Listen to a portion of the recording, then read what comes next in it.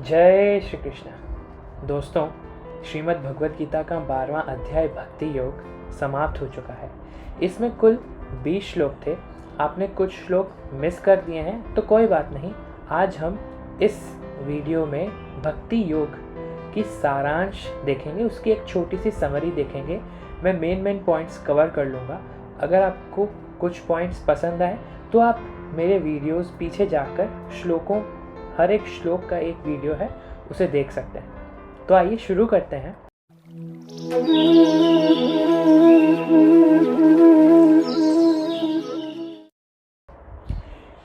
इस अध्याय की शुरुआत ही होती है अर्जुन के प्रश्न के साथ।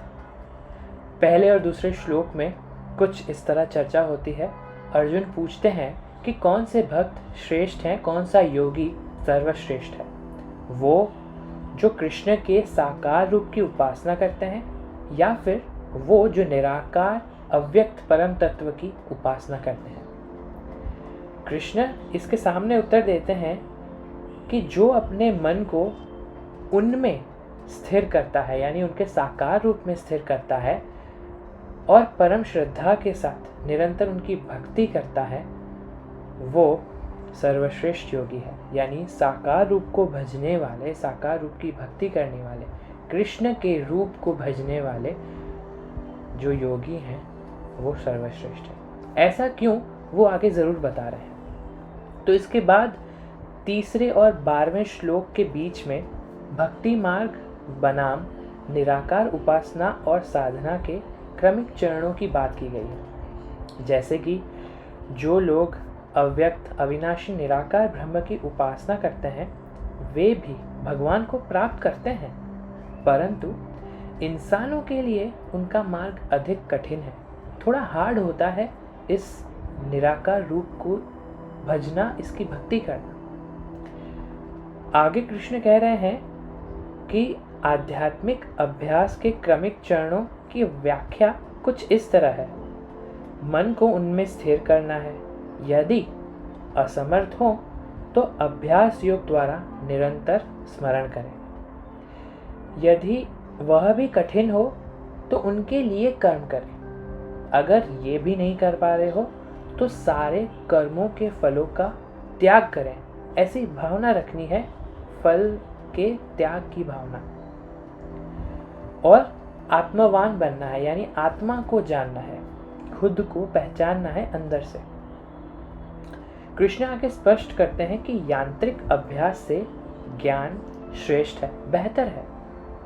ज्ञान से भी बेहतर है ध्यान, यानी मेडिटेशन। मेडिटेशन से भी बेहतर है कर्म फल का त्याग।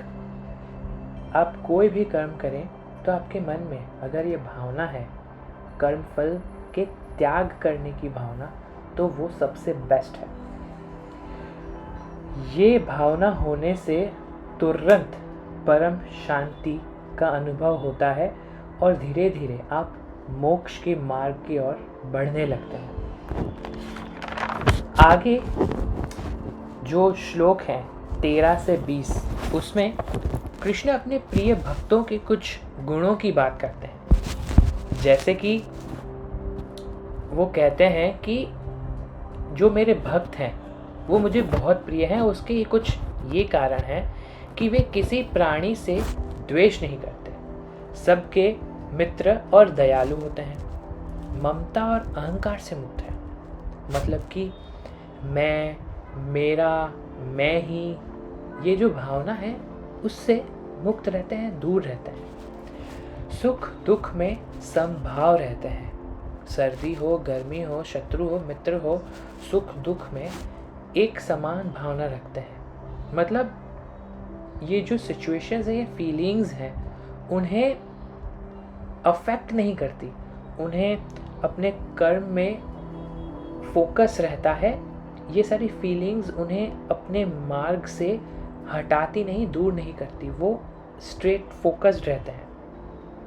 वो समाशील हैं, सदा संतुष्ट और आत्मसंयमी और दृढ़ निश्चयी हैं। जैसे कि मैंने कहा, वो अड़िग रहते हैं अपने मार्ग पर, अपने लक्ष्य पर। और भी कई गुण हैं, जैसे कि हर्ष, ईर्ष्या, भय और चिंता से ये मुक्त रहते हैं, अंदर से शुद्ध हैं, चिंता रहित रहते हैं और सदा कृष्ण की भक्ति में आगे रहते हैं। कृष्ण या जो भी आप भगवान को मानते हैं उसकी भक्ति में लीन रहते हैं। कर्मों के फलों का त्याग, ये भी भावना कृष्ण के प्रिय भक्तों में देखी गई है। तो दोस्तों, ये था एक छोटा सा समरी जो मैंने मेन पॉइंट्स कवर करने की कोशिश की।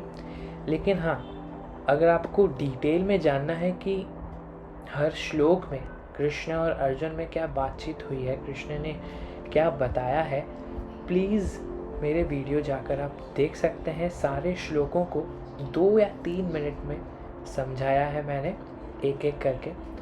तो अध्याय 12 अन्य आध्यात्मिक मार्गों की उपेक्षा भक्ति योग की सर्वोच्चता स्थापित करता है। कृष्ण सिखाते हैं कि देहधारी जीवों के लिए, यानी इंसानों के लिए, ये उनके साकार रूप की भक्ति निराकार परम तत्व की उपासना से सरल और अधिक सुलभ है।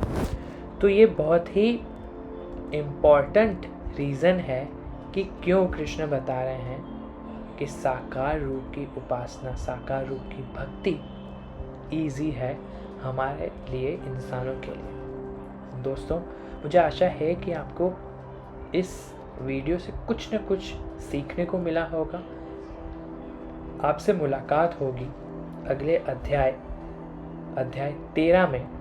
तब तक के लिए जय श्री कृष्ण।